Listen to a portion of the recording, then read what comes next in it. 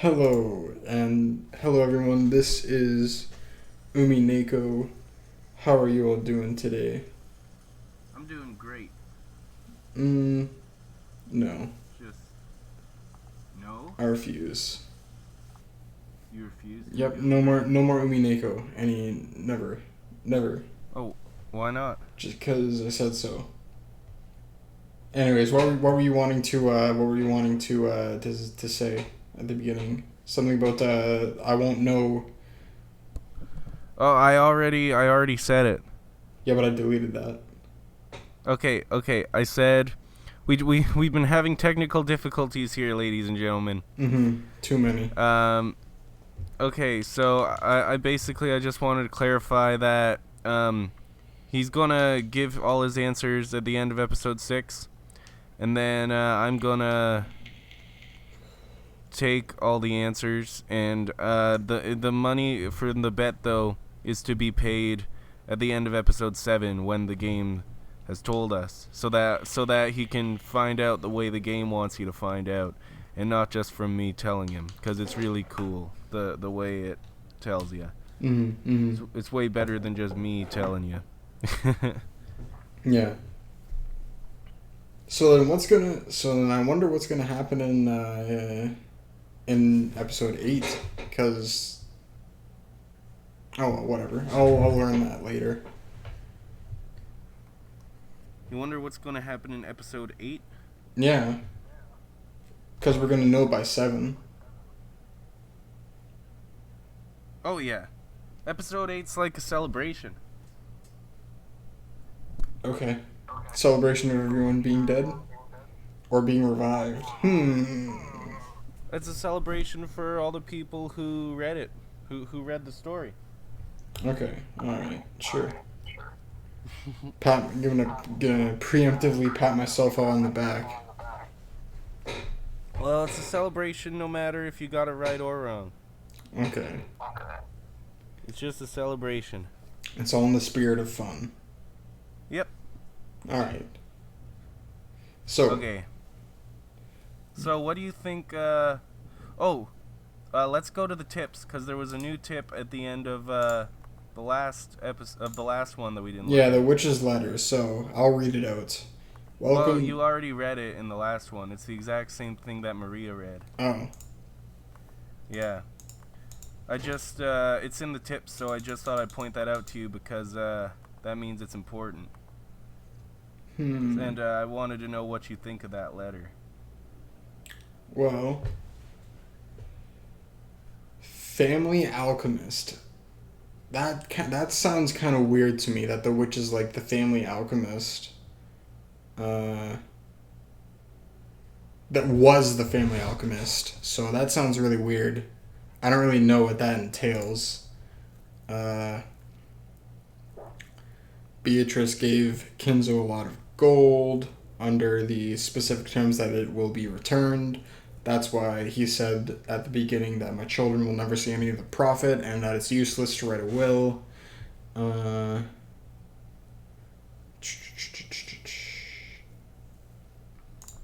she'll receive everything from the Ushiromi family. So that's all of the money. That's everything everybody has. So, unless Yeah, every single thing. yeah, unless people find it. If people find the gold with the portrait epitaph, with the rule, not rules, with the hints given by the portrait epitaph, then she'll lose her rights to the gold and interest and for all eternity. So. Yeah, that's pretty much what it says. Yeah. Collection of interest. But what do you think of it? What do I think of it? I don't know. Because it really does seem like it's trying to get you to see that there's like another character. That's what it. Oh, I thought you were going to say that it seems like it's trying to make you solve the epitaph. That's gonna help me solve the epitaph. No. That's what you said The that you letter, thought I the said? person who's writing the letter, it Mm-hmm. seems like they want you to solve the epitaph, or they want the family to. Oh, yeah. Mm-hmm. Mm-hmm. Hmm.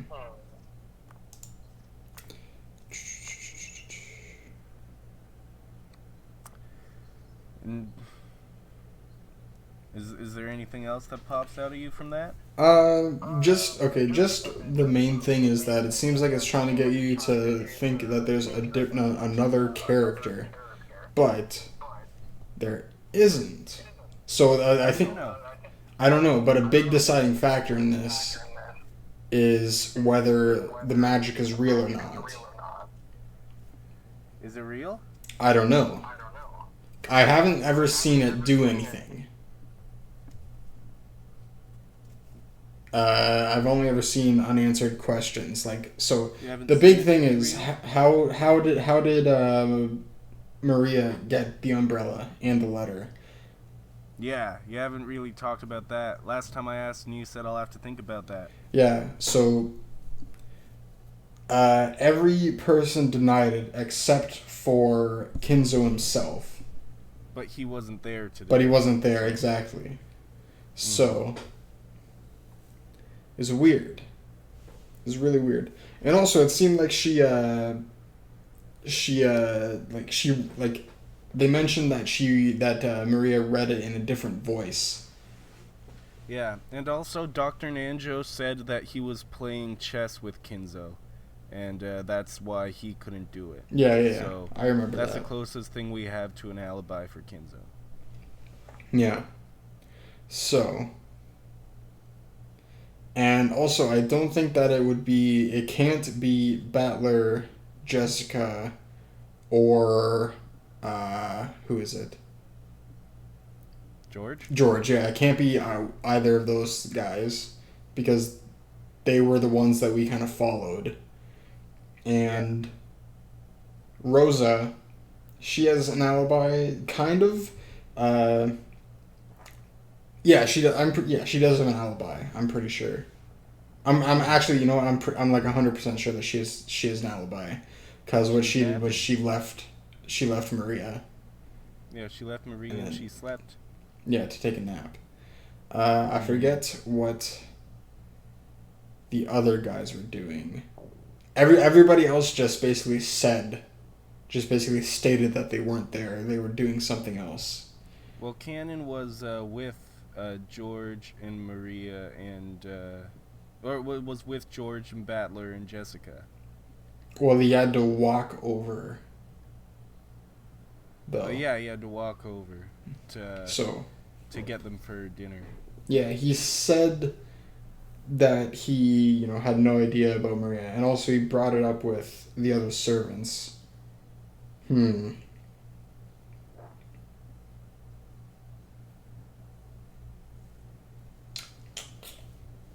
Who was it? They were serving dinner. That's right. And so Yeah, who was I it? think I think the rest of the servants said that they were like serving dinner, Well, and Kumasawa they and were getting dinner ready. Shannon were in the kitchen. Mm-hmm. They were bringing out tea or something like that, or they were bringing out the food. The only Yeah, person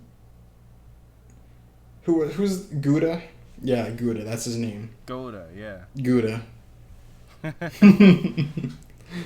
uh, he was basically urging them to get forward. I don't know what they said he was doing. I have no idea. But he also denied it. Yeah, I think that he was just working on the dinner as well, Yeah. and because he's the cook, he's like the head cook. Right. Mm-hmm. Okay. Well, I think that's all I know for now. And all the adults were having an argument, other than Rosa, I guess. That's what they said. They said they were arguing about Yeah, stuff. that's what they said. So I guess it's the same thing with the three kids. Like they're all together. So if anyone left, they'd all have to be in on it. Yeah. And how would someone know that, Maria was outside in the rain? They might have seen her out the window. Yeah, that's what they were talking about with Kinzo. Like Kinzo could Mm-hmm. have seen him out the window, her out the Mm-hmm. window. But Yeah. I don't know if there's like a layout where you can see the rose garden from the window in the dining hall. If anything, I Um. don't. If anything, I don't know that there is. Yeah, I'm not sure actually. But anyways, yeah, I guess that's all I have to say. Okay. So, are you ready to start reading? I'm ready for you to start reading, or is this me? The strange letter This that the is you. witch had This is entrusted. Battler. Balor's in this room, right? Battler's anime man. Yeah, but Balor's in the room, right? Yeah, Battler's in the room. Okay. Let me start method acting right now. The strange letter that the witch had entrusted to Maria wiped all memories of dinners from our minds. Maria was repeatedly barraged with questions by Aunt Rosa and the other parents, and became increasingly ill-tempered when they refused to believe her. If we kids tried to butt in, they'd probably ignore us. Our parents were all stirred up, firing back and forth about the gold and the distribution of the assets, and completely forgetting that we were even there. I'd already guessed that they'd been talking like this in the shadows, but I hadn't thought they'd be so blunt. It gave all of us kids a considerable shock. From what we could overhear, the parents wanted more money as soon as possible. Back and forth about grandfather's inheritance, back and forth about the distribution of the gold if it was found, about advance payments in cash. It was so despicable. I could hardly bear to watch, even though one of them was my father. It looked like Jessica felt the same way. We left our seats without being asked to and went to hang out somewhere well away from our parents. Yeah, fuck parents. Fuck parents, just smoke meth all day long. I get it. Now I totally see why grandfather hates coming down for meals. I'm so disillusioned with our parents right now. All that about money and the inheritance. How can they act like that right out in the open? Well, I'm already completely disillusioned with my old bastard. There's no way I could think any worse of him. Hee hee. That's exactly the same for me. Still, that freaking shocked me. Shocked me to the core. Jessica looked down at the floor, irritated. She was always talking about how bad her parents were, but maybe she hadn't really felt that way deep inside. The depths of Jessica's shock made that clear. Your own mind is being supported by your parents, so you might not understand. But getting money is neither a simple nor a pretty thing. I won't try to force you to understand right now since you're still kids. But even so, I want you to realize that your parents are just doing their best in their own way. Oh, great. George has gotten all mature. George, I know you're working hard as a full-fledged member of society, but does that mean you turn into a shameless, greedy vulture like our parents whenever you start talking about money and assets? If it were only for my own benefit, then no, I wouldn't want to do that. However, when your family and your employees, your subordinates, and their families are all counting on you, there are some times when you must fight. I hate that kind of fight. That back and forth about grandfather's inheritance just makes me want to puke. Jessica pretended to spit violently. It just dribbled down her cheeks. That harsh reaction made the depths of her pain very clear. Let's stop talking about this. All this about grandfather's hidden gold, property, and inheritance is our parents' problem, not ours. I agree. At the very least, I think children have a duty to be considerate and stay out of their parents' way when they're talking together. Sounds pretty boring. Everyone knows the phrase adults are filthy. But we had now seen that for ourselves, and that really did give us considerable shock. George's was now pretty much an adult, and I'd already been disillusioned with my dad, so the shock wasn't that big for us. But Jessica seemed to be taking it hard. Apparently she'd received a bigger blow than I thought. She was always talking badly about her parents, but it looks like she hadn't changed at all on the inside. Even now she's still a pure-hearted, delicate person who can't doubt others. I'm sure she respected her parents as much as anyone else does. And then her parents started raging about going money, money, inheritance, inheritance, my money, right in front of all the other parents and children. It's no surprise that she received such a shock from hearing that. Jessica, please don't start hating your mother and father. I won't ask you to understand them, but at least don't hate them. I get it. Just leave me alone for a bit. 6 years ago, I would have kept taunting Jessica even after she got all dejected, but I guess I really have to have grown over the last 6 years. I realized it'd be better to leave Jessica alone right now. Jessica suddenly looked away sulkily and left the parlor. She probably wanted to be alone for a while. I could do nothing but wordlessly watch her back as she left. Come to think of it, I wonder where Maria went. She's probably pouting in front of the portrait. Maria truly looked up to witches, and she'd expected that coming in direct contrast with Beatrice and receiving the letter as proof would surprise everyone and make them happy. However, the adults doubted its authenticity thoroughly, bombarding Maria with questions and refusing to accept her story. Even for me, it wasn't hard to imagine how much that must have hurt for Maria. We couldn't speak to Maria or Jessica. In the end, George and I abandoned ourselves to the sound of the falling rain in the dark night. I wonder what's happening with that typhoon.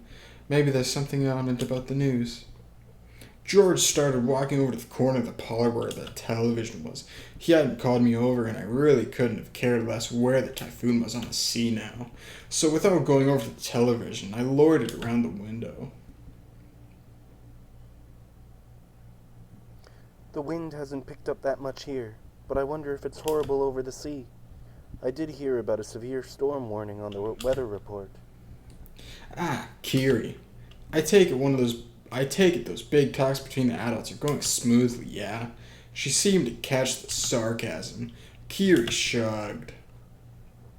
I wonder if that stomachache of a discussion will continue all night. It's not going to be fun. Well, no, please enjoy playing vultures to grandfather's property as much as you like. I feel sick. I'll agree with you on that. If I could just slip away like you, I'd do it. Unfortunately, I can't. Even if I'm not allowed to speak. We spouses have it pretty rough, too. Kiri took a deep breath, smiling bitterly. That's right, then they probably wouldn't let Kiri speak since she only married into the family. Still, as Dad's partner, she's had no choice but to stay by his side and support him. She's probably had to bear the full brunt of this mental pressure much more than me. I wasn't going to apologize, but realizing that I'd spoken too harshly, I cut the sarcasm for the time being. So how does... Oh. That's me, you frickin' plebe. So, how does it look? Are they still stuck on the topic of the mysterious witch Beatrice? More or less. Those four siblings are always piling up secret agreements when they come together to discuss the division of grandfather's inheritance. They're saying that some unknown fifth person has appeared and is trying to make things even more complicated, and there's no way that'll make for a peaceful conversation. Just when you think they're snarling at each other, they'll set up a common front. Natsui's not the only one getting headaches. On the one hand, they all want a larger portion than the other siblings, so they're all rivals. But on the other hand, they don't want one yen to be snatched up by anyone other than the siblings, so they're also all allies. I hadn't been told the details, but the siblings were apparently discussing how to protect their shares under various situations, setting up ceasefire agreements and rules to prevent anyone from getting an unfair advantage, even preparing to resort to legal action if absolutely necessary. That they would go this far to preserve their shares was so beyond disgusting that you just had to acknowledge their resilience. So basically, Beatrice is like an assassin sent by grandfather. He probably wanted to scare the hell out of his children for talking about the inheritance without him. Who is this Beatrice, I wonder? If everything she claims is true, then she's a mystery figure that no one knew about until today, and she also knows about grandfather's hidden gold. On top of that, she was even entrusted with the head's ring. She must truly have been trusted by him. But he threw his ring out the window. I guess he could have another one, though. That makes sense. Well, obviously... Oh, you think that... Well, he threw it out the window, but you think he has another one? And that He could have another one. It's possible. So you're saying that you think he did it? He wrote the letter? No. That's not what I'm saying. I'm saying that there might be another one that someone else could have used. But I think that him throwing out the window might be a bit of a hint. So someone might have picked it up after he threw it out the window. I don't know. Yeah, if Kinzo had another one, it would be hard for someone to get it because all of his stuff is just locked in that room with him. Exactly. All the time. Yeah. But he does allow a few people to enter. Anyways, let's get back to reading. Well, obviously, I don't think she's a witch riding around on a broom, but there's no doubt she's a mysterious person who's earned the right to be called a witch. If only... Oh, wait. Yeah, that's you. If only Maria would go into more detail about that. Everyone's been smothering her, even though she's just a little girl. They really scared her, and some things they might have asked now can't be asked. I wonder if those people have ever even read The North Wind and the Sun. What we do know is that Maria received a letter from a person who took the name Beatrice. She sure is shy for a mystery person, entrusting Maria with a letter and hiding away even now when she could have just appeared and talked to us directly. Ha ha ha. Hey, Battler, do you really think a person called Beatrice actually exists? Who knows? Doesn't it really seem like a false name? Like she's grandfather's representative, so she was given a permission to take the name of the witch from his delusions? No, that's not what I meant. Right now, there's a total of 18 people here on Rockanjima. Do you think there's a 19th person? Are there really a full 18 people on this island right now? Wondering about that, I've been counting on my fingers, and it really did come out to that many. Do I think that a 19th person exists? What exactly do you mean? Just what I said. The person who lent Maria that umbrella supposedly wasn't one of us 18. So, isn't it natural to assume that a 19th person exists, and that this person lent Maria the umbrella? Well, yeah, it sure looks that way. Then where exactly is this person now? At the very least, she must have been on the island when it started raining, and ever since that time, the weather has grown progressively worse, so taking a boat out would be pretty much impossible. In that case, that person must still be on the island, hiding from the rain somewhere. And without any of us spotting her. True, we've all been randomly prowling around all over the mansion and the guest house, but no one has bumped into a 19th person. But this island is huge. There might be other places to take shelter from the rain, other than the mansion and the guest house. Is this me? Yeah, this is me. At about this time, I began to realize what direction Kiri's suspicions were taking us in. Kiri was denying that a 19th person existed. Beatrice is one of us 18. In other words, she thought someone we knew well was tricking us. If Beatrice is who she claims, she would surely be the most honored of guests, the most honored of confidants, trusted by Grandfather. There's no way Grandfather wouldn't give that kind of person a warm reception. She would surely have been ushered into the mansion. However, we haven't seen anyone like that. Wait a sec, isn't this line of reasoning a bit too hasty? Sure, no one spotted this person, but that doesn't mean you can deny the possibility that a 19th person exists, right? Maybe for some reason they landed on the island stealthily and have been hiding ever since. It's what they call a devil's proof. It's easy to prove that something exists. If this Beatrice appears in front of us all and says hi, then it's settled. But it's impossible to prove that there's no 19th person. Yes, Battler, your way of reasoning isn't bad. In our current situation, there isn't enough information to deny or accept that a 19th person exists. But if you spin the chessboard around and think that way, we can deny the existence of a 19th person with near certainty. Spin the chessboard around is one of Kiri's favorite phrases. I've been influenced by those words and use them myself from time to time. When you get stuck trying to find a move at chess or shogi, then by spinning the board around and looking at everything from your opponent's standpoint, you can often see a strategy that'll give you the upper hand. It means turning things around and putting yourself in your opponent's shoes. You see, let's say that a 19th person called Beatrice actually exists.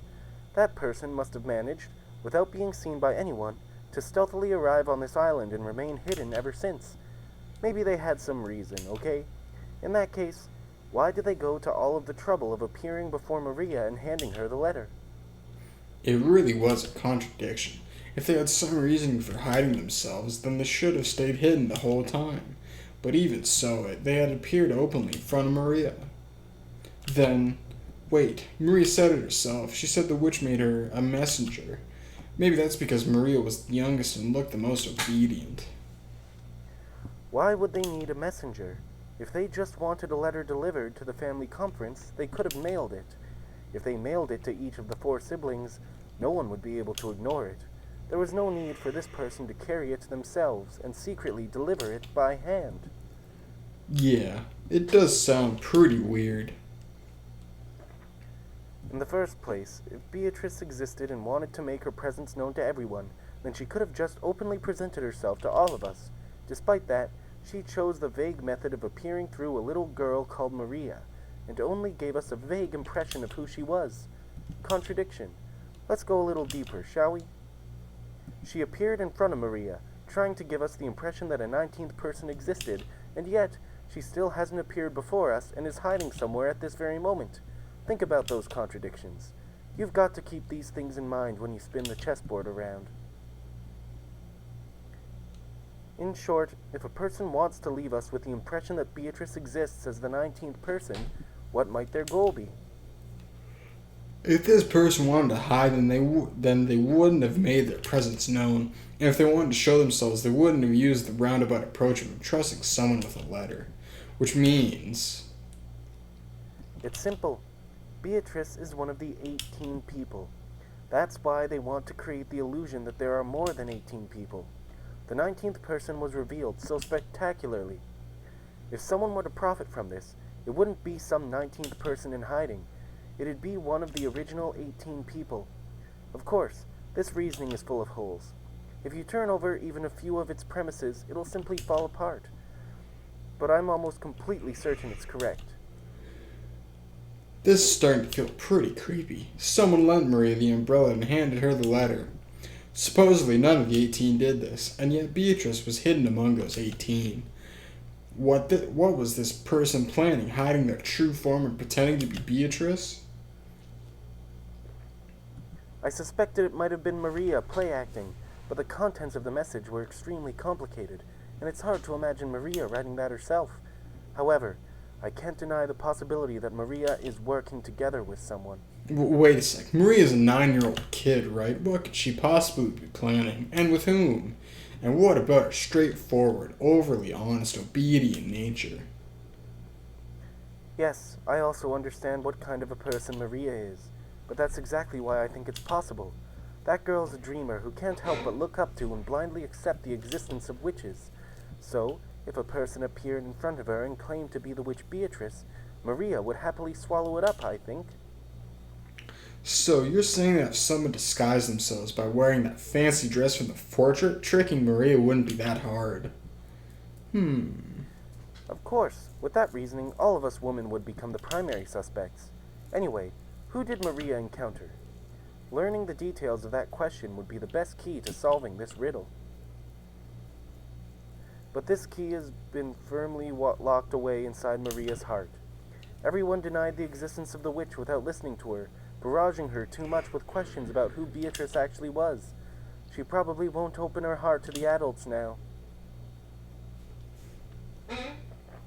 In the dim hall in front of the portrait of Beatrice, Maria... Oh, wait, is that you?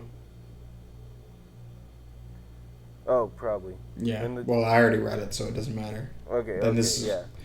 Ooh, no one believes I met Beatrice. Ooh. Even though I showed them the letter Beatrice gave, they still don't believe. Ooh. Ooh.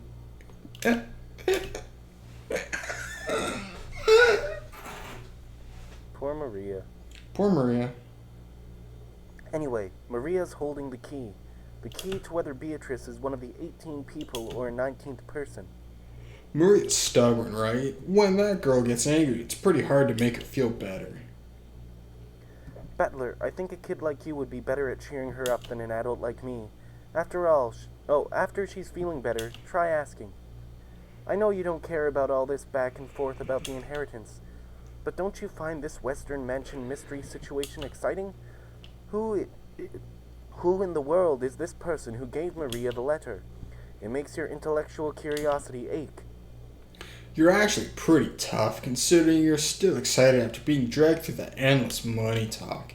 Adults can be pretty amazing. I shrug exasperatedly. Fuck. But I did notice something. Kiri knows how dejected I was after overhearing our parents' turbulent comment discussion, and was probably trying to clear the air. At the very least, I'd recovered enough to voice my complaints. She wasn't my real mother, so I've never felt like calling her mom, but it did make me think she's a real adult. Hey, Brett, so this is where you were.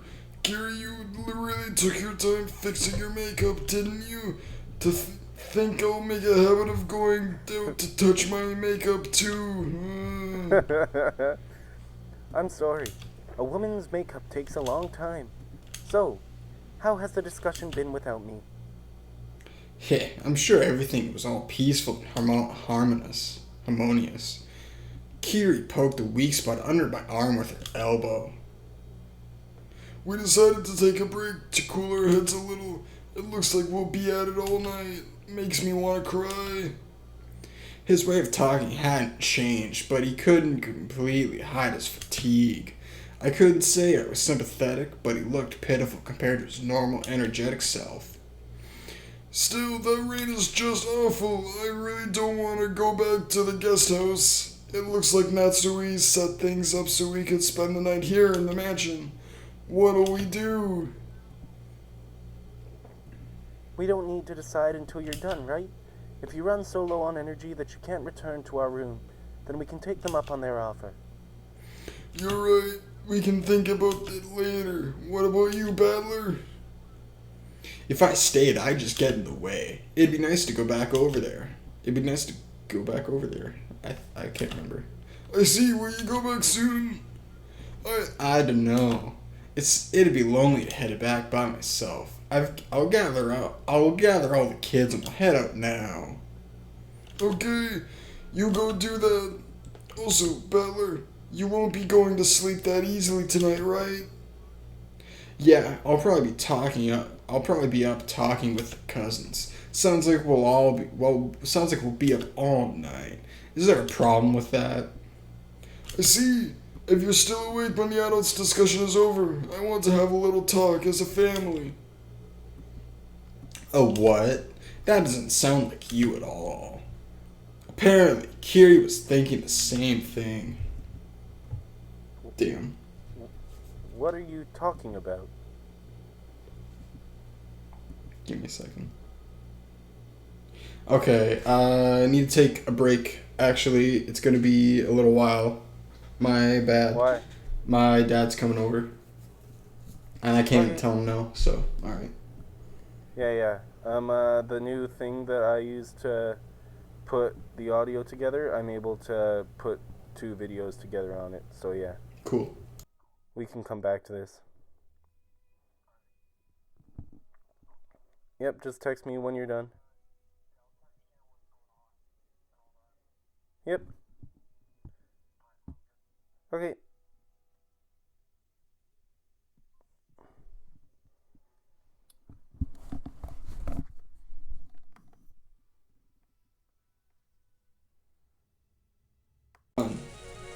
Hello, everyone. This is back to Umineko. I hung out with my dad for a little bit, and that was fun. I hung out with his dad too. It was fun. Cool. So, Well, let's get right back into it. Exit. yeah. Okay, let me just scroll up What's a bit. going on? Where are you? Apparently Kiri was thinking the same thing. What are you talking about? She asked him in a small voice. Keep reading until it says, I also want to talk to you about it, Kyrie, because that's where I'm at, and my mouse pad isn't scrolling. It looked like Kiri didn't have a clue what that meant either. I also want to talk to you about it, Kiri. Is that it? Okay, cool. I'll tell you later, so don't ask now. Please. ...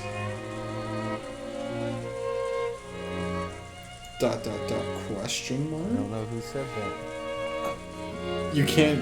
Oh, it's okay. Kiri. So I don't even know how you would say that. I don't think you can.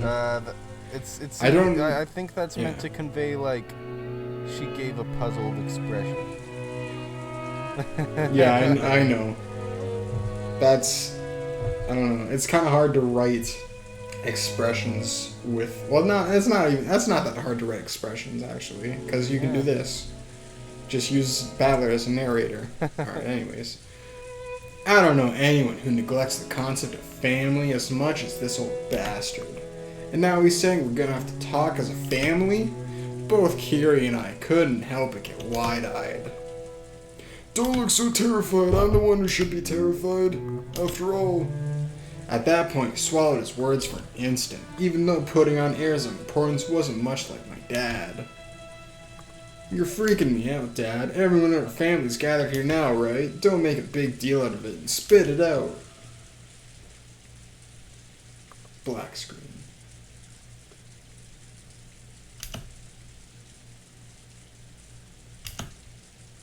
Tonight, I will probably be killed. Whoa! There was a huge crash of thunder. How appropriate. It must have been really close. Dad's expression, brightly illuminated by the lightning, was burned into my eyes. Dad's face, which always looked so sure of itself, and which always wore a taunting expression, was strangely frail in a way I couldn't really explain. It was so worn out that he looked like a different person. What? What are you talking about? That doesn't sound like you. I agree. What happened?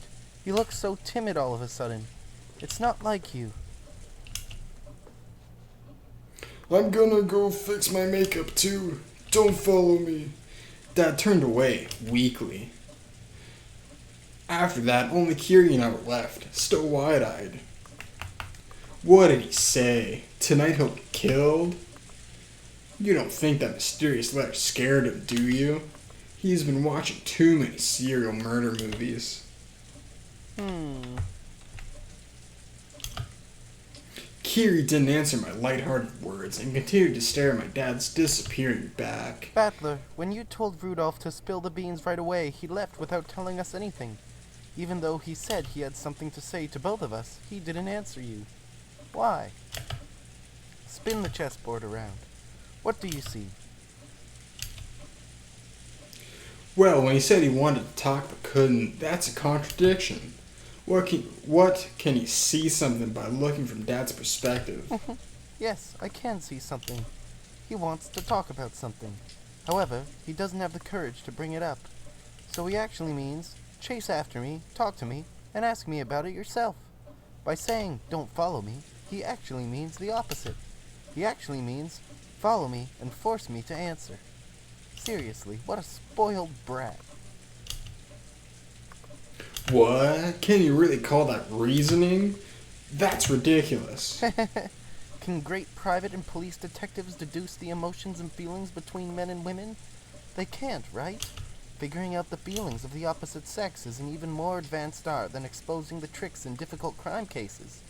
If you ask me, romance novels have much deeper mysteries than masterpiece mystery novels. I see. Is that how it is? I'll stand alongside that spoiled brat. He normally loves to bluff, but tonight, he's completely tired out from that heated discussion. He probably wants someone to lean on at the moment, and responding to that need is the role of his partner. Ha. Sounds passionate. Then I'll leave that old bastard in your hands. Yes, leave it to me. I called out to Kiri's to party back. Huh? What? I wanted to say thanks. Thanks to you, my gloomy mood has cleared up a lot. That's good. Communication is important. No, it's not. Just don't talk to anyone ever. After answering with a wink, Kiri followed after Dad. So he's gonna be killed, maybe. Natsui could be found in a dimly lit hallway. Now and then the thunder would crash, but this had no effect on her expression. She looked completely worn out. The discussion that had just taken place between the relatives in the dining hall was repeating itself inside Natsui's mind. Beatrice had proclaimed that in addition to the gold, all of the inheritance and property of the Ushiromiya family would be given to the person who could solve the riddle. In other words, she planned to undermine the absolute guarantee that Kraus, as the oldest brother, had to succeed the family head. Originally, the other siblings had absolutely no chance to inherit the headship. To them, this proposal by Beatrice was extremely desirable. It was obvious that they would accept it. There was no need to play some clumsy detective game. Natsui knew that this so-called 19th person, Beatrice, couldn't exist. Naturally, Beatrice was nothing more than a fictional character used to pass a message that Kinzo had written himself. As proof, Kinzo had remained stubbornly neutral as to that letter's authenticity. He was completely ignoring these reckless claims that he shouldn't be able to ignore, that he had given up the head's ring. In short, Kinzo had wordlessly admitted that the letter held his own message. Most likely, one of the servants had given Maria the letter. Kinzo had probably worked out an elaborate plan where the dress from the portrait would be prepared, and someone, probably Shannon, would be made to wear it and deliver the letter and the umbrella. By doing that, he could make it seem like the witch from the portrait actually existed. No, if anything, that alone was proof that Kinzo was behind all this. In that case, it was the same as Kinzo trying to butt in on the siblings' private discussion. Then Kinzo, by announcing that he'd give everything to the person who solved the riddle, could weaken Kraus's overwhelming advantage. Now it was certain. Kinzo had eavesdropped on the siblings' discussion in the parlor earlier that day, so he had known how Kraus had staved off the attack by the other three, and to make the scales of the battle go back into balance, he had sent out this strange letter which benefited Kraus's rivals. He was trying to push this crazy theory so that Rosa, who had a weak position among the siblings because of her age, would join with Ava and Rudolf. Then, with a 3-to-1 advantage, they'd be able to overwhelm Kraus yet again and make their ridiculous theories get accepted by force. And by doing that, he gave them the power to resettle what had once been a nearly decided conflict. They had now started repeatedly pressing Kraus to pay them a large amount of money. Using the condition that all of the siblings would guarantee Kraus's position as the successor, talk about advance payments was being brought up again despite having been rejected once. Of course, even without the story about the hidden gold, the Ushiromiya family's store of wealth was vast. That store of wealth alone was more than enough. Even if the hidden gold was buried forever along with Kinzo's death, there would be more than enough to satisfy. Therefore, even if they weren't that interested in the gold itself, Kinzo had managed to instill the lifelong fear that, on the off chance that someone found the gold, that person would be granted the headship. And this kind of Achilles heel would definitely be taken advantage of by someone sooner or later. The only person with this fatal weakness was the successor, Kraus. The other siblings had found. No, they had been told by Kinzo about something that only Kraus could lose, and they had thoroughly taken advantage of that. Natsui, as Kraus's only ally in his painful position and as his wife, wanted to fight alongside him. She kept trying to explain to him that the existence of the gold itself was a farce, and that there was no need for him to compromise. Kraus had always told Natsui. He had told all of the siblings. He always said that the hidden gold was nothing more than an illusion created by Kinzo. Therefore, Natsui had believed it as his wife, and had supported her husband on that foundation. Even so, Natsui's words didn't reach Kraus. Even though Natsui had fought so hard and had lent all of her strength, he continued to fight by himself and was trying to compromise with the other 3 siblings. Natsui sadly and weakly wondered why she could not be of use to him, then started getting angry. It had happened when everyone decided to take a short break to cool their heads. Natsui had flared up against Kraus. Enraged, she had asked why she could not be useful to him. He had then told her that he wanted to talk about something, and invited her into a room that she was normally not allowed to enter. That room had been sealed with a heavy-looking padlock, and just looking at it had given her an uncomfortable feeling.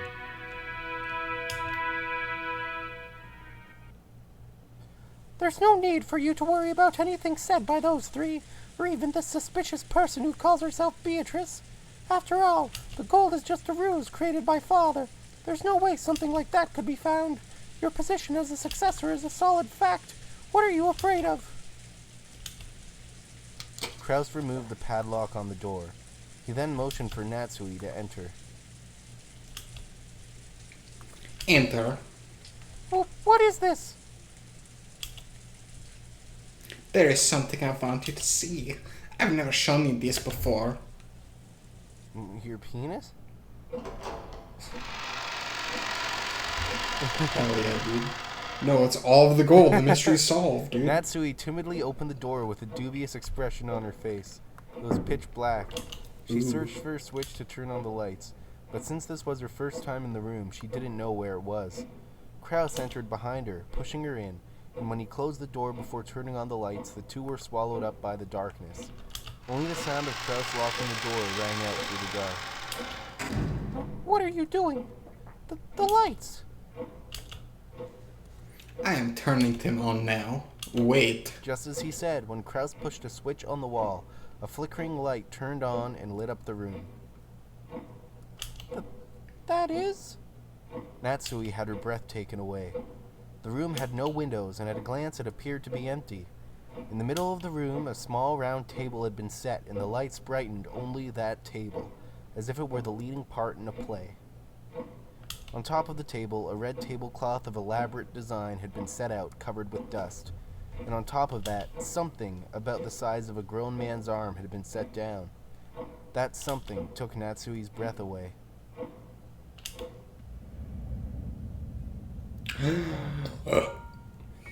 It's a gold ingot of incredible purity. Without this, no one would have believed the legend of the gold. It was an ingot of solid gold.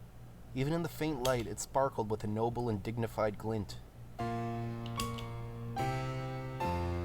This is not a proper ingot. I don't even know where it was cast, inside or outside the It took country. a high level of skill to make the purest of solid gold ingots, and in order to verify that purity, it was standard to have the original foundry and the name of the bank that guaranteed it imprinted on the gold. However, this ingot did not have that kind of seal. This mysterious gold bar had come from an unknown foundry.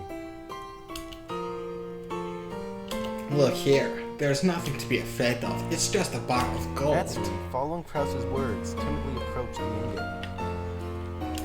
Jumps out of her. Huh? Right there. Jumps out at her, I mean, not jumps out of her. It's like it animates or some shit, anyways. Kraus pointed at the surface of the ingot. Natsui concentrated on that section. Right there was the thin imprint of the one-winged eagle crest. Natsui's breath was taken away once again. That's right. This is the legendary ingot that Father said he received from the witch, that the president of Marsu witnessed and was allowed to select at random to take back with him. That gained the trust of the fixers in the business world. I had to use all possible means to find it. I found it before the other siblings could. How could, then, the legend of Father's gold is... It actually exists. The gold that Ushiro and Kinzo received from Beatrice actually exists. Impossible! So it really does exist. Natsui was shocked. Kraus had always said that Kinzo's gold was just a fabrication, so she had believed it as his wife. However, the reality was different. Since he held definite proof, he had been more certain than any of the other siblings that the legend of the gold was true. Because of this, Kraus was deeply frightened at the possibility that someone other than himself would find the gold he'd failed to find, costing him everything. But to Natsui, this truth was more than enough to split open her heart. She had thought that, as Kraus's wife, she should be his closest confidant, which was why she had selflessly supported him. And yet, he had hid this fact from her until today. Why? Have I been So undeserving of your trust? That has never been my intention. There was simply no need to tell you. Is that all a wife means to you?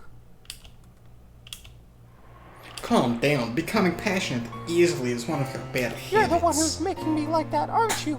I've been supporting you as a wife ever since I married into this family. For your sake, I threw away the family I was born into, and I've been offering up my heart and my body to serve you. And in return, this is what I get? How could you? Kraus grimaced, looking annoyed. His expression effectively communicated how much he disliked this part of Natsui, even if he didn't say it out loud. It doesn't look like I will be of any use to you anymore. That's fine. I can resolve the troubles with the siblings by myself. I don't need your help. That's wrong! This is the Yoshiromiya family's problem. It's true that I'm not permitted to wear the family crest on my body, but I am still your wife. Even so, are you saying I'm not capable of helping you? Are you? I especially wouldn't want to risk getting you involved. It would probably make your headaches even worse than they are now. Take a rest for today. The siblings will deal with the siblings' problems. It has nothing to do with you. That's all.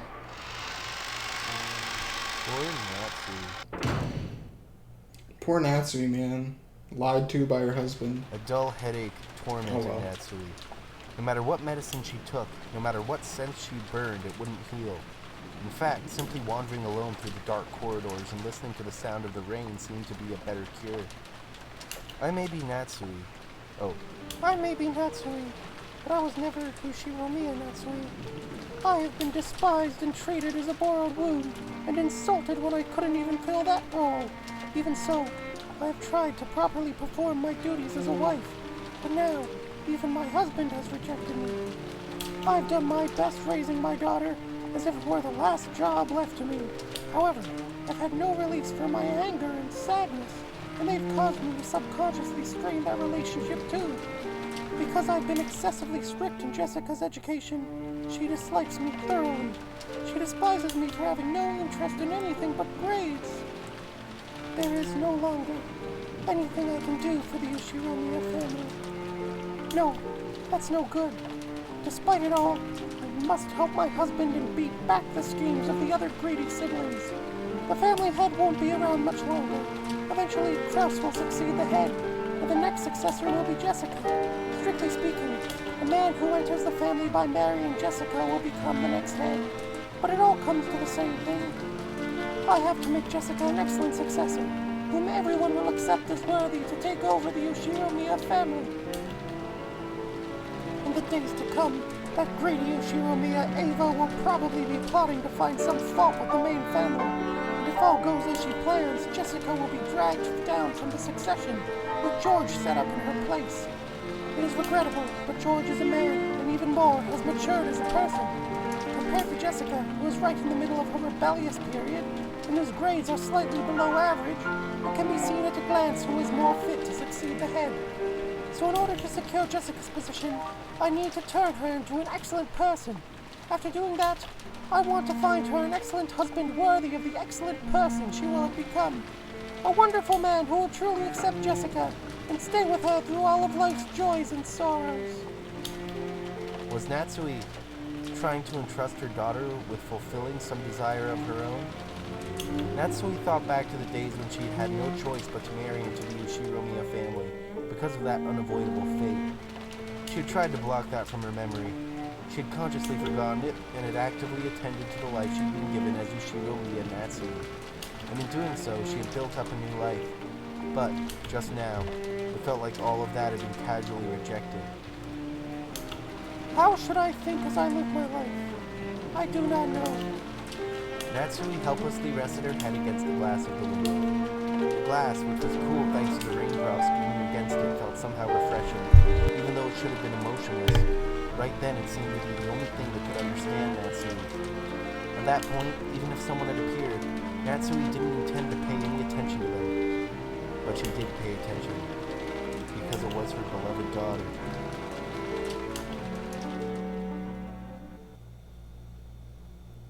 And she's murdered right there. Sure. Yep, it's my headcanon. Oh, it's you, Mom. What the heck are you doing in a place like this? Thought you were a ghost. Just like always, her words were rough and not at all like a girl's. Instinctively, words of rebuke rose to Natsui's throat. However, their strength gave out and they didn't escape her lips. Jessica, forgive me, but my headache is awful. Please, leave me be.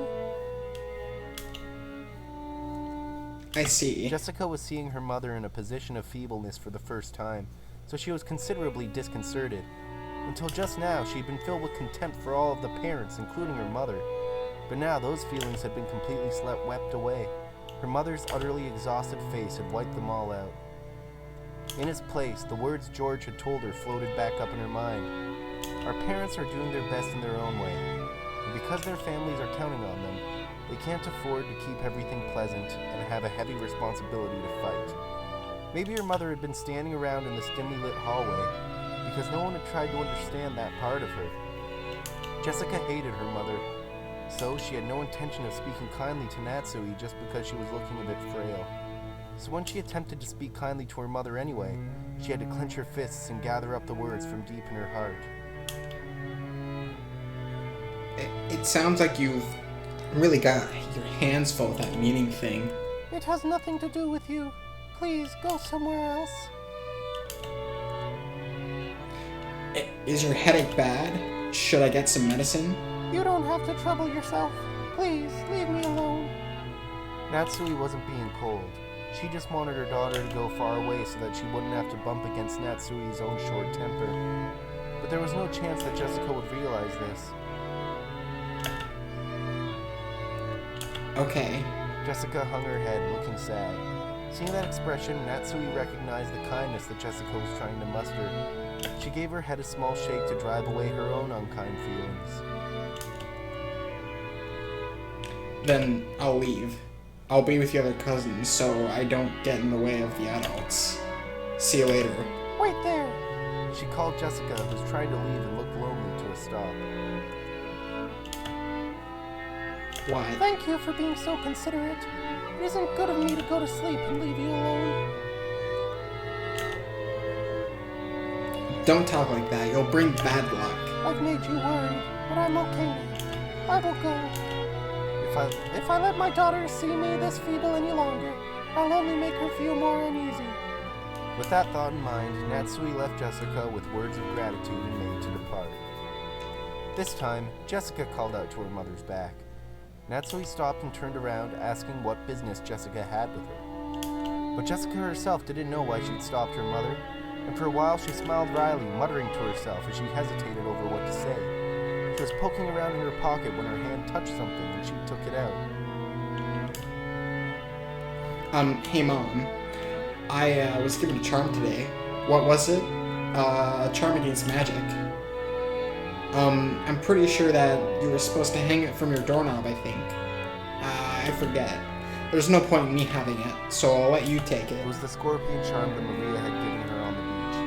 Although she had heard of its various effects from Maria, Jessica's mind had gone blank, and she was just barely able to say even that much. Jessica, thinking that her mother probably wouldn't accept it anyway, immediately drew back the hand she had stuck out, grasping the charm. So when Natsui came back to take it, she was extremely shocked. What is this? Some kind of prize toy? Well, I think it's something like that. No, I'm I still guess you wouldn't really recording. expect a charm. I was What? talking to Brad. Right. What? Well, okay, I'll keep reading them. Where are you? Well, I think it's something like that. Yeah. I think it's something like that. I guess you wouldn't really expect a charm to look like a toy or do anything. But her mother took the charm from where she grasped it in her hand. Thank you. I'll take good care of it. Sometime soon, in exchange, why don't I give you a charm that was important to me when I was a child? It's not like that's why I gave it to you. But, well, if you really say so. Then I will rest for now. My headache is awful. Try not to stay up too late. Sure. Natsui put the charm in her pocket and turned away. She then disappeared into the dark hall.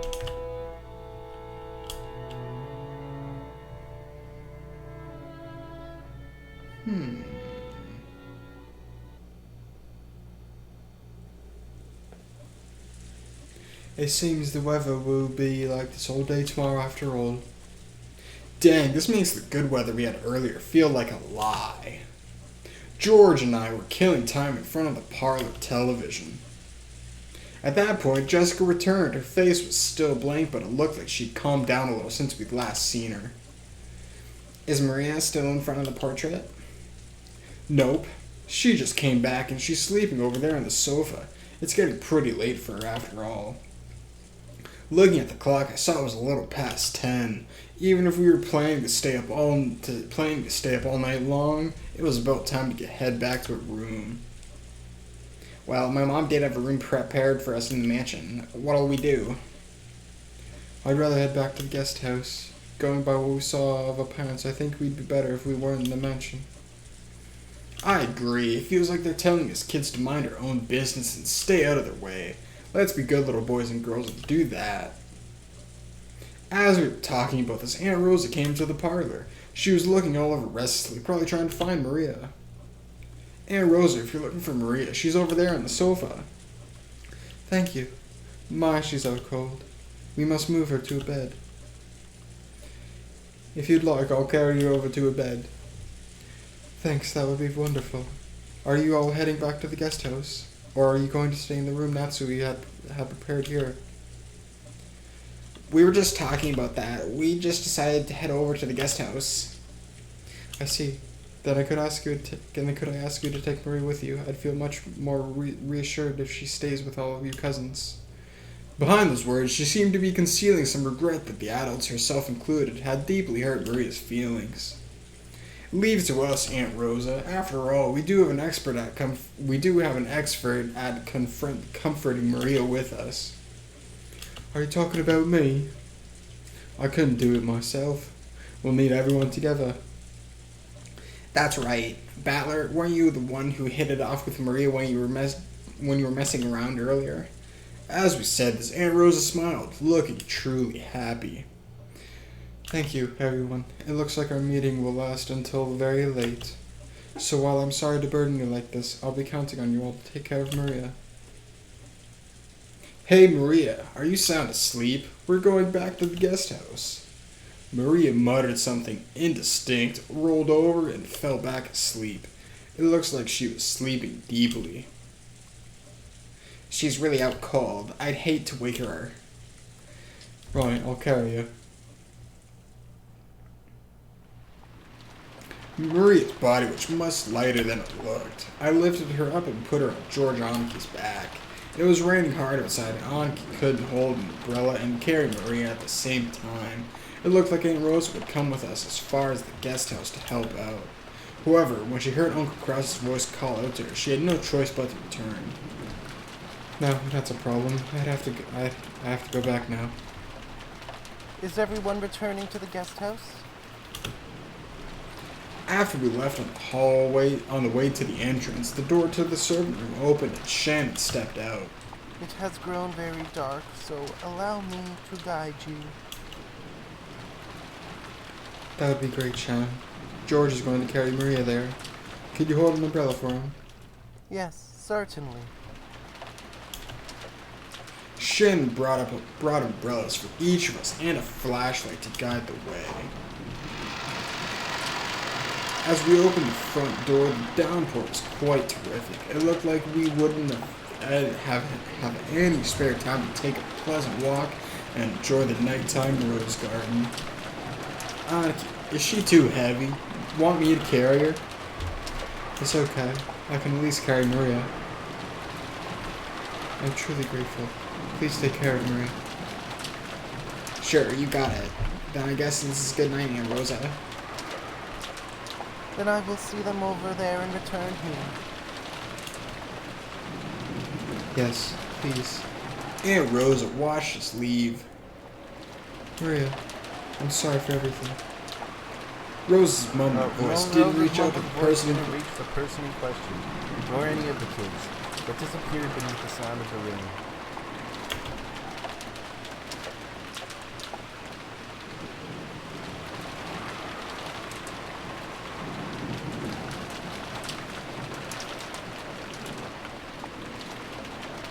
After cutting through the rainy rose garden, we arrived at the guest house. If only I had applied for the position of Maria carrier, then I would have gotten a chance to have Shannon's huge boobs routing all over my arm. That's not why I did it, it's a misunderstanding. I thought that if I didn't walk like this, George would get all wet. Come on, quit babbling and go in. After being urged on by Jessica, we folded up our umbrellas and went into the guest house. Has anyone gotten their clothes wet? I can bring some towels if you want.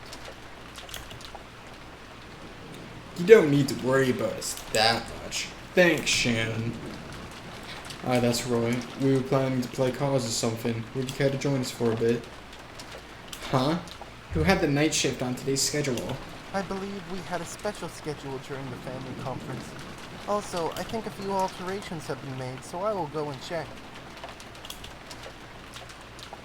Wait, if you have to go all the way back to the mansion to find out, don't force yourself. Oh, that's all right. I can find out from the servant room in the guest house. Please excuse me for a short while. Shannon gave a quick bow and went to the guest house servant room. She never returned.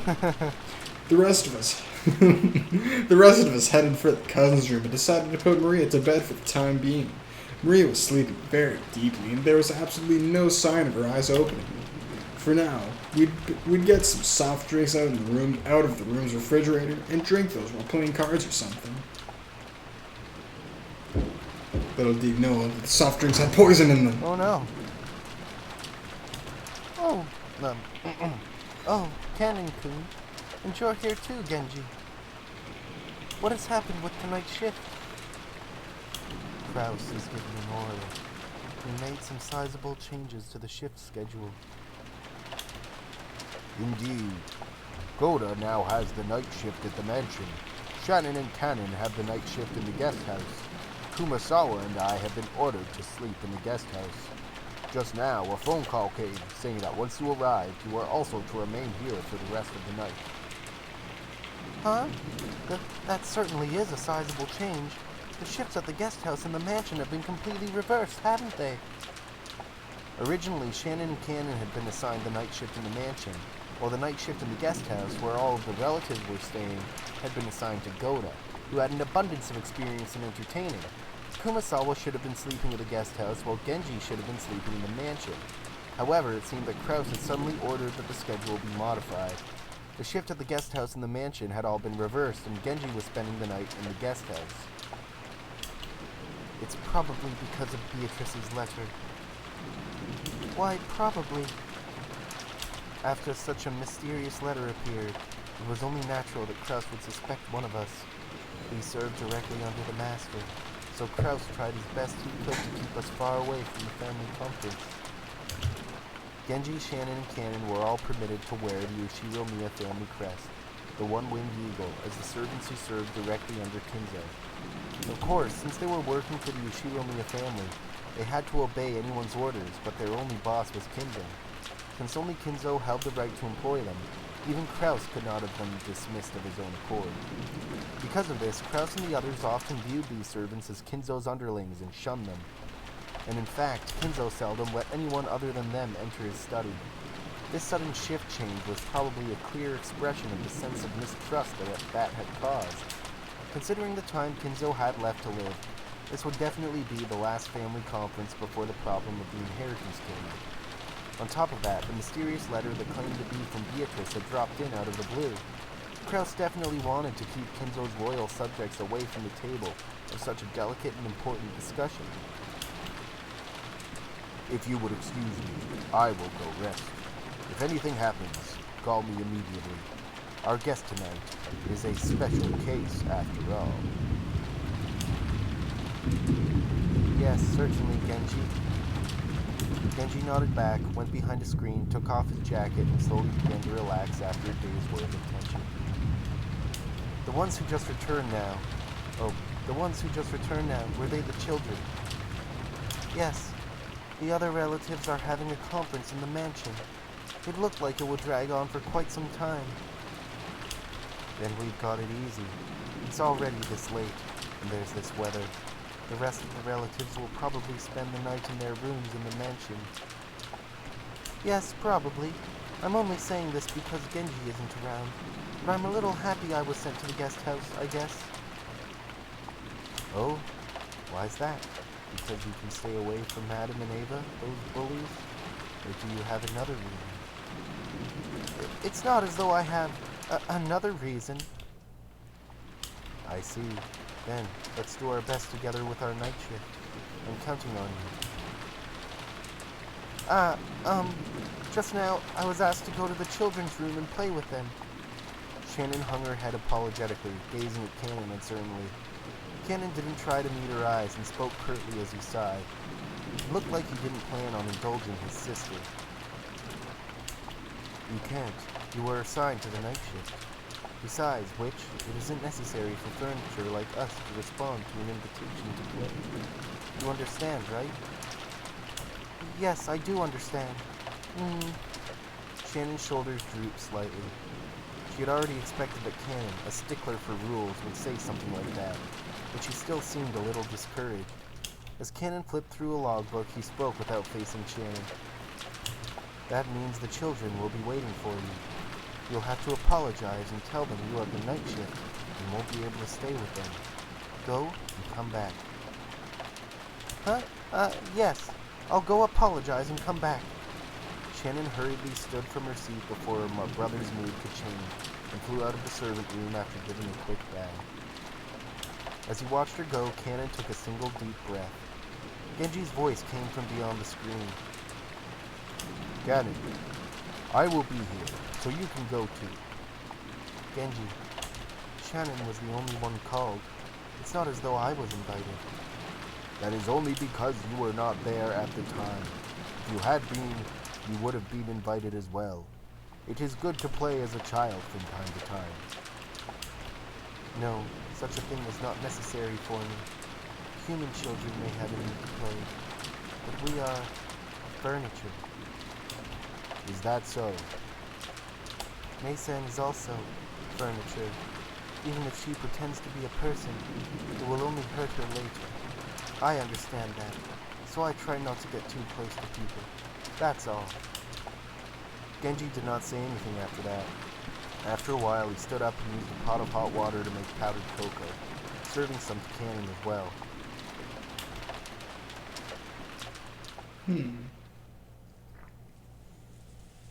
Getting the thinking gears moving.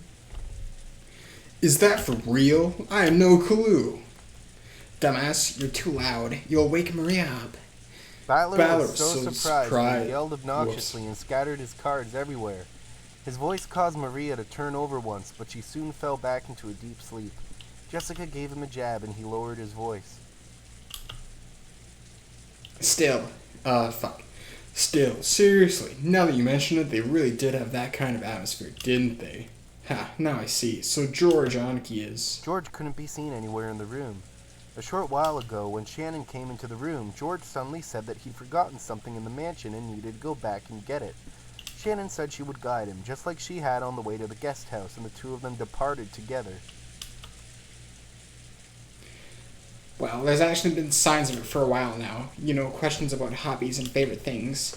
I always thought it was a bit much for a passing interest, and look what's happened now.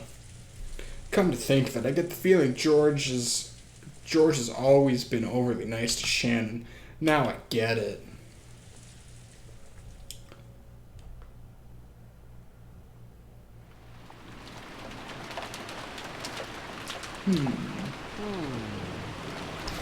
So, he's talking with Shannon. So, they assume that he likes her. Oh, this is a new scene. Yep. According to the weather report, it looks like it'll be at its worst tonight. It also seems it will last all day tomorrow, though it should get a little better. Really? Then maybe the boat won't arrive until the day after tomorrow. I hope that doesn't interfere with your work on Monday. Huh, I already knew the typhoon would be coming beforehand. Just in case I made sure I didn't have any plans for Monday, so it's okay. I may not look it, but I really am the type who can plan ahead in his schedule. George puffed out his chest, acting proud. Compared to the calm appearance George always had as the oldest cousin, he now looked amusingly like a little kid. Shannon chuckled at this abrupt contrast. It's no surprise you're so well prepared, as someone who will bring prosperity to his company someday. Well, making a company prosper really is a tough job. Money isn't the only thing that's important. I learned that well when studying under my father. Making a company prosper is like owning a castle and leading your subordinates. My dad really loves reading about great leaders during the warring periods of Japan, a hobby that is probably influenced by the fact he shares Toyotomi Hideyoshi's name. Much of his philosophy on managing businesses comes from talking about them. Did you know? Takeda Shingen, who was feared as the leader of the strongest cavalry corps in the warring periods, started out with his troops in complete disarray and didn't have the kind of strong leadership necessary to utilize them well. Is that true? That's a little unexpected. In order to unite his troops, Shingen showed his excellent leadership in many ways.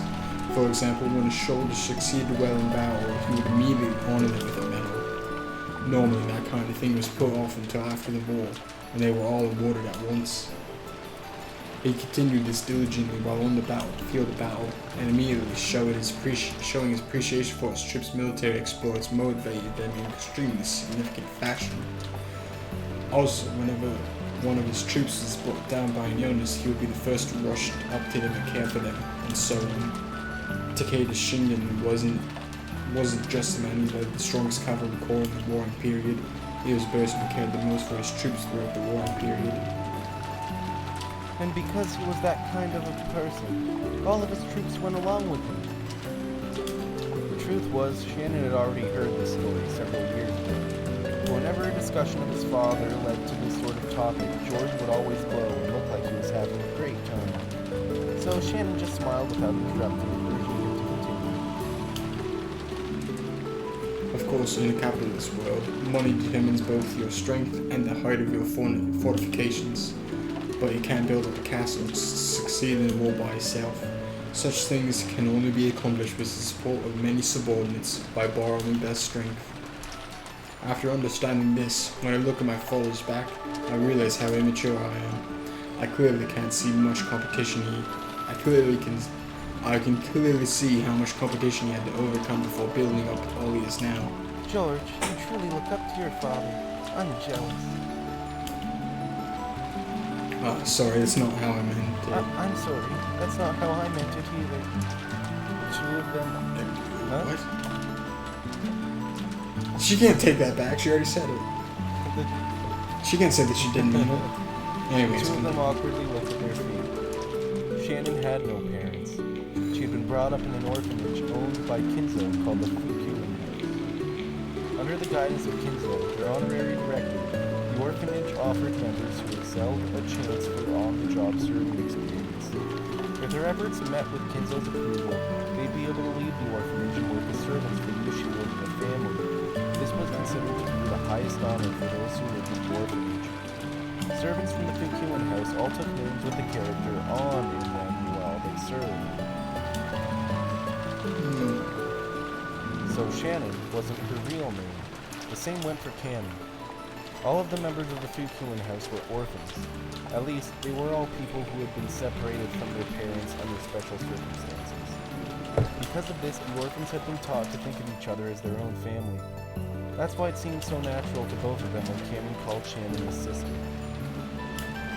And while both Shannon and Cannon were working in the mansion today, there were several other servants possessing the on character in their names, such as Manon and Lennon, who often worked in a rotation schedule.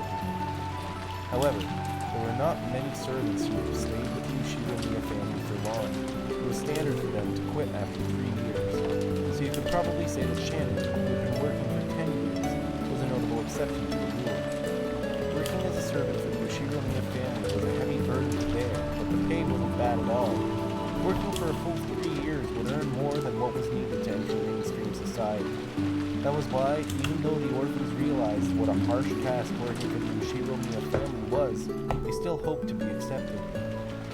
Maybe the fact that Shannon managed to continue working for 10 years wasn't because she had more willpower than the other servants. Maybe she'd gotten stuck working for 10 years because she didn't have the courage to say she wanted to quit. Kinzo couldn't even trust his own blood relatives, and these excellent servants sent from the Fukuin house were the only ones he could rely on. Because of that, Kinzo would sometimes allow them to wear the family crest, as servants under his direct control, and have them work close to him.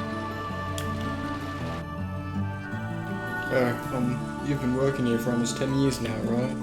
You must have saved up a lot of money by now. I wonder. It's not like there's anything in particular I'd like to buy. After all, a few million yen isn't enough to live off for the rest of your life. So the reason you've been working all this time wasn't to hit some target sum. Yes, that's right. I have nowhere to go outside this mansion, and I have been getting along well with my lady and the other young servants. The madam does scold me sometimes, but caring for the roses and cleaning the mansion is fun. Well, that can't be your entire life, Shannon. No, Sayo-chan. Shannon cast her eyes downwards when she heard her real name. She understood what George was trying to say and fell silent. There's something I've learned as I continue to study even after becoming an adult and a full-fledged member of society. A human's life is not as monotonous or short as we thought when we were kids. All school-age kids have certain fears they can't shake. They wonder whether they'll live the rest of their lives like sleepy classes after a monotonous and boring school day, spending their time in a carefree laziness without anything interesting happening until it's all over. However, life's only like that for underage students. Compared to a human's life, the time they spend as students is nothing more than a blink of the eye, a period where they break through the shells of their immaturity.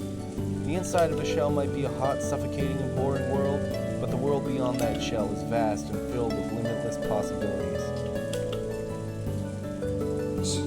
So far your life has been trapped inside the shell called Shannon. I think you're under the mistaken impression that your life will continue like this forever. Shannon couldn't deny those words.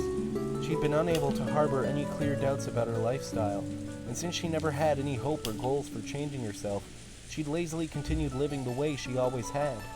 And if asked whether this life was satisfying, she wouldn't have been able to nod. She may have been intentionally averting her eyes from the truth. Without George's admonishments, she would have continued pretending not to notice, as her real life slipped away, bit by bit, neglected. George, is it wrong for me to continue living this way? Yeah, it is. Oh, and by the way, didn't you break one of our rules just now? George immediately gave a strict answer, and broke out in a mischievous smile. Shannon already knew what she was being chided for, and she hung her head again, apparently embarrassed. Didn't you promise not to use Sama when two of us are alone? I couldn't obey that as a promise, but if it was an order, I would have to obey it, because I'm furniture. Then it's an order. Yes, certainly. George. As Shannon hung her head, her face red, she said George's name again, this time following it with Sam. Yes, that's fine. Sayo. George smiled at Shannon, no, Sayo, to praise her small act of bravery. This short exchange alone made it clear how far back their relationship must have stretched. For a long while, the two talked as if the weather raging about them didn't even enter their thoughts. They talked about the many memories they built during their relationship that no one else knew about. Every once in a while, a flash of lightning would attempt to interrupt them, but this could sully neither the roses nor the time they spent blushing at each other.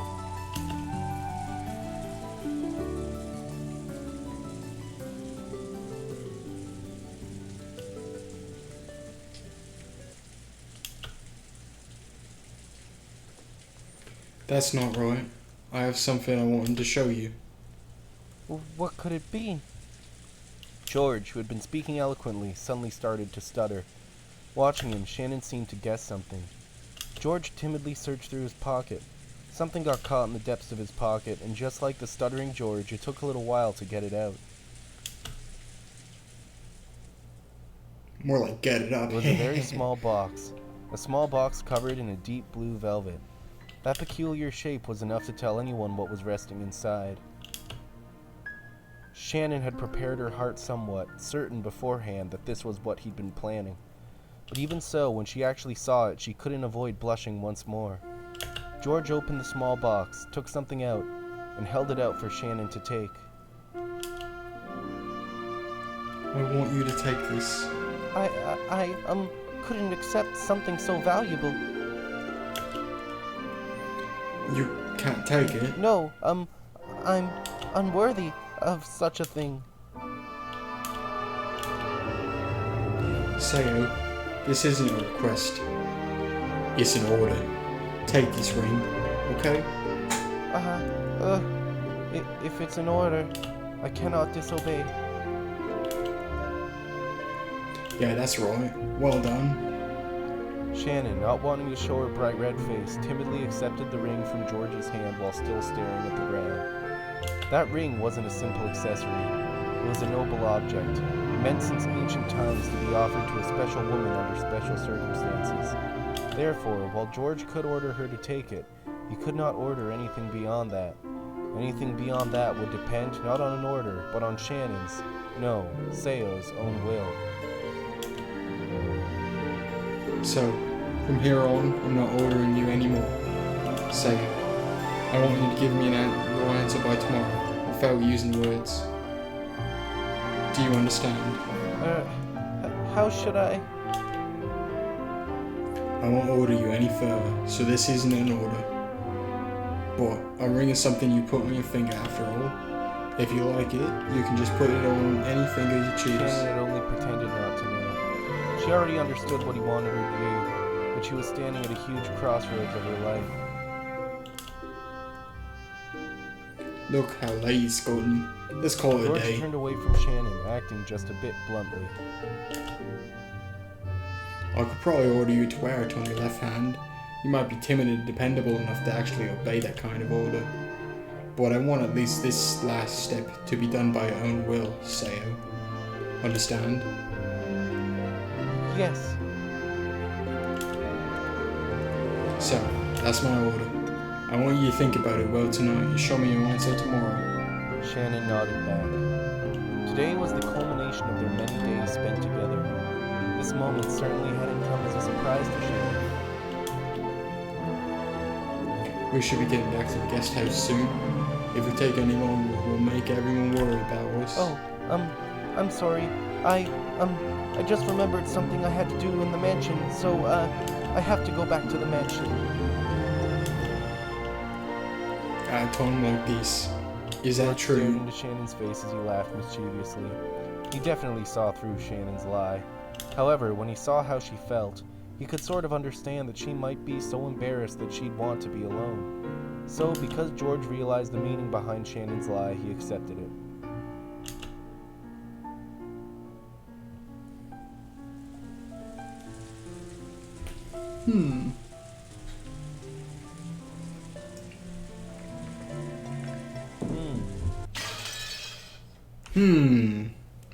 So George proposed to her. Yep. You know what? I don't think he did. Yep. I don't think he You don't proposed think to her. you don't think he proposed to her? No, I don't. I think it's something else. What- I'm What do joking. you think it is? No, I'm Okay. joking. Okay, so here there's a 5-minute scene here that we should read. Okay, Yeah, Shannon right. entered the entrance hall to the mansion with a tottering gait. A mixture of exaltation and uncertainty gave her a feeling that she couldn't easily describe. It swelled up in her chest until it felt like she was about to burst. After stopping for a second in front of the servant room to take a deep breath and calm her heart, she opened the door. Inside, Goda, who had been ordered to take the midnight shift at the mansion tonight, was absorbed in a worn-out crossword puzzle magazine. He looked up for an instant to see if one of the family had come, but when he realized it was a fellow servant, he returned to his puzzle, as if nothing had happened. Genji told me to come and help you. Ah, is that so? That's a relief. I was just about to go check that the mansion was fully locked up, but I felt uneasy about leaving this room unmanned. After all, Kraus and the others' meeting looks as though it will continue for quite some time. They might request some tea at any moment. That's true. Then what shall we do? Should I watch over? In that case, forgive me, Shannon, but I'll ask that you patrol the mansion. I will stay here, awaiting the family's orders. Yes. Shannon was slightly disgusted. Even though she'd come here to help out as a favor, she was casually being forced to do the job of the person actually on duty. Furthermore, after one-sidedly forcing that task on her, Goda returned to his magazine once again and became immersed in his crossword puzzle. What a dick. Shannon bowed her head as a token sign of respect for her elder, then left the room to patrol the mansion. Thanks to her being a bit ticked off, she managed to suppress that floaty feeling she'd been having until just now. And anyway, she couldn't let Genji or Cannon see her looking like this. She wanted a little time to herself until her heart calmed down, so maybe going on patrol wouldn't be so bad. She began to hear the tumultuous voices of the family discussion coming from the dining hall. Someone was speaking at great length, only to be interrupted by someone else. The second person also began to speak in a very long, drawn-out fashion until yet another person interrupted. That kept on repeating. It was as though their displeasure was seeping out through their voices. She had been told to go to the guest house, so it would be bad if Kraus discovered her. Thinking this, Shannon dashed past the dining hall. Then she went along a prearranged route through the dark mansion, checking that all the locks were secure. She walked down the hall, checking each window. There were no humans on Rokkenjima other than those connected to the family, so locking up didn't really serve much of a purpose. No one had been in the habit of locking up the Yoshiromiya head family, at least not until Natsui had scolded them for being careless. The metal fixtures on the windows were ice cold, and as she checked them one by one, the glow in her heart seemed to cool down.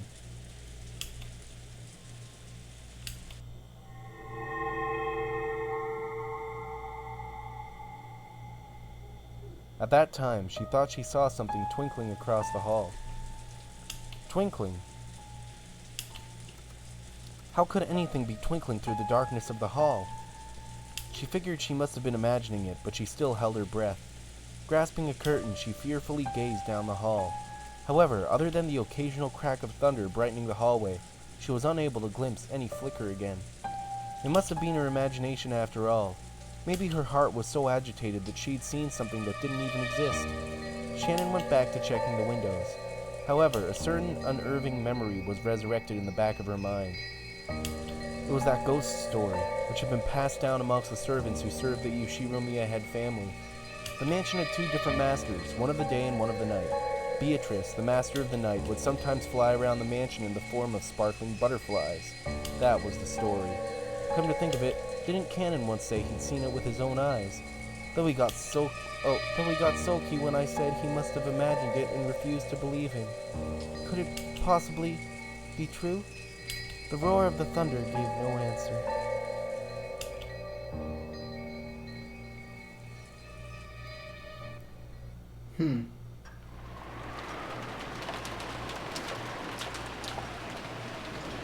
Well, we did just see, like, there's a flash of the butterflies, and it was mentioned before. So, maybe magic does exist. Maybe it does.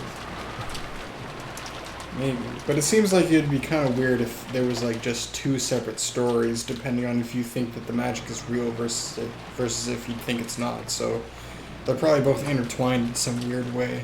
Maybe.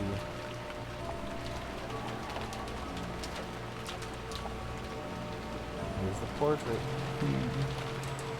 Beatrice.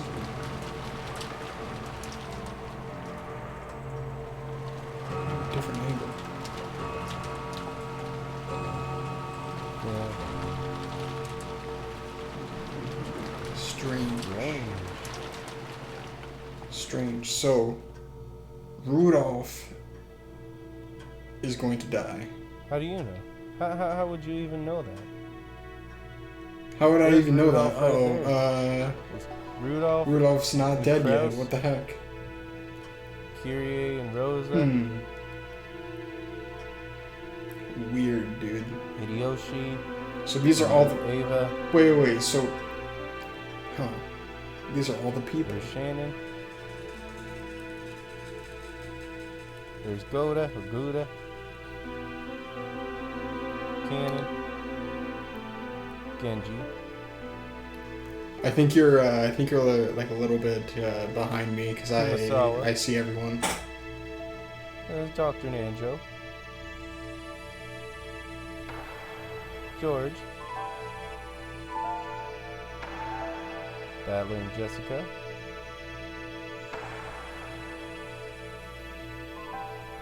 And Kinzo. Locked. 12 p.m.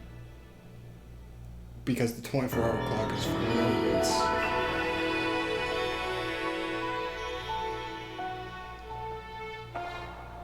And an achievement. Unlocked. Yeah. Yeah, Okay, 24. dude. Is that the... Wait, what time is it now? It's 6 p.m.? Oh yeah, 6 everyone a.m. went to sleep. Mm-hmm. Damn. So that seemed to be... Oh, so is this now episode 2? No, What the fuck? Okay. This is so fucking long, this dude. is the next day. Cool. Well, do you want to stop recording right now, and then maybe we can start it up right after? You want to do the next part? Okay. Yeah, I can. Well, discuss your thoughts on this part first. On all the stuff that happened. Right. A lot of stuff happened in this one. There was Right. actually quite a lot. So, basically, Kiri disproved, quote unquote, not completely, but, you know, pretty much, of the existence of another person. At least she reasoned that there shouldn't be another person. Kraus, I can't remember everything in order, but I think I remember most things. Kraus fucking knew there was gold all the time. Yep. And, like, and also there's evidence for Beatrice being an actual thing. So I think between the gold bar and Shannon's little thing right at the end there, seeing the butterflies, and with Cannon recalling that he saw butterflies, I think that magic exists, but I don't think that Beatrice is going to have any sort of major, like, reveal or anything like that. Like, she's not going to show herself. So you're on the magic until, like, train. maybe we're on the magic Yeah, train. the magic train is I guess. magical. I said before that I think that there could be, like, a rational argument for literally everything, but now after seeing all this stuff, it doesn't seem like that's the case. I don't know.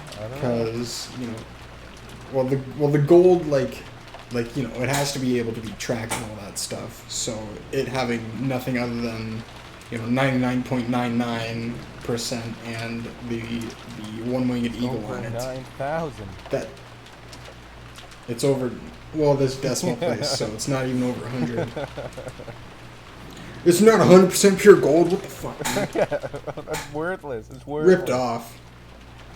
A gold bar the Worthless. size of a grown man's arm. Only 99.99%. Worthless.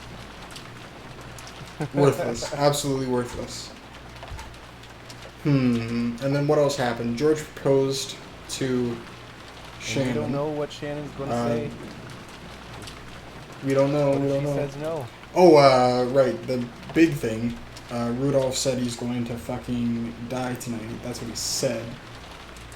So.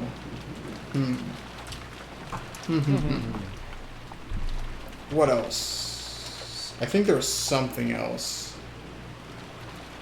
Maybe something not very big. Oh right, Kraus changed all the servants' schedules. So that seems to me, huh? So Kraus is definitely like a mastermind of some sort, because he has a lot of the because he even kept this secret from his wife. So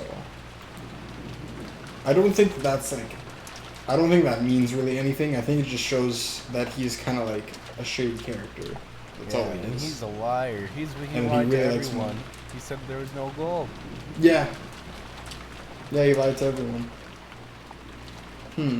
But in the end, he told her the truth. So maybe he's not so bad after all. Actually, yeah, that is fair. He did show her. When it was relevant. He did show her. He didn't have to show her. relevant, He decided to show her. Yeah. Yeah.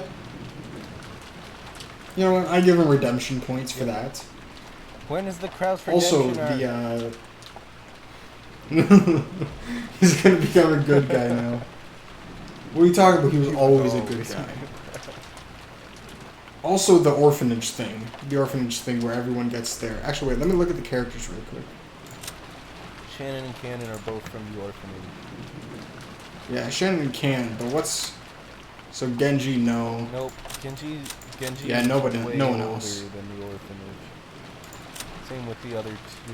Yeah, but we didn't even know when the orphanage was Well, made. I mean, I Genji guess- is I about guess- the same age as Kinzo, and Kinzo started the orphanage.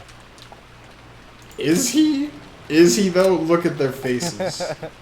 They look so different. Yeah, they do. What are you talking about? He looks at least 10 years younger. Sure. So if he made the deal when he was 10 years old, then he created the servant, then he created the orphanage right after. Then Genji would be here. Also, Good is an asshole. Yeah, fuck Goda. He's basically just like a lazy guy. I don't think that Good is gonna have a big role. I mean, probably if he's included, he probably has like some sort of role. Some sort of big thing's gonna happen with him. But I think he's most likely going to be this kind of ignorant side character who reacts to things or who messes something up. Good cook. And he's a really good cook, yes. Kiri. Yeah, what do you think about her? So it's weird because she seems to be like one of the most rational ones. Definitely. I mean, all of the siblings are pretty rational, but she seems to be the most rational outside of this. Yeah. Outside of the main Why do you family. think Rudolf loved her so much? Probably because she's smart as hell, dude. She helps him with his business. Shady business deals, whatever Shady that business is. deals. Whatever that is, who knows? It's probably drugs. Probably. Yeah.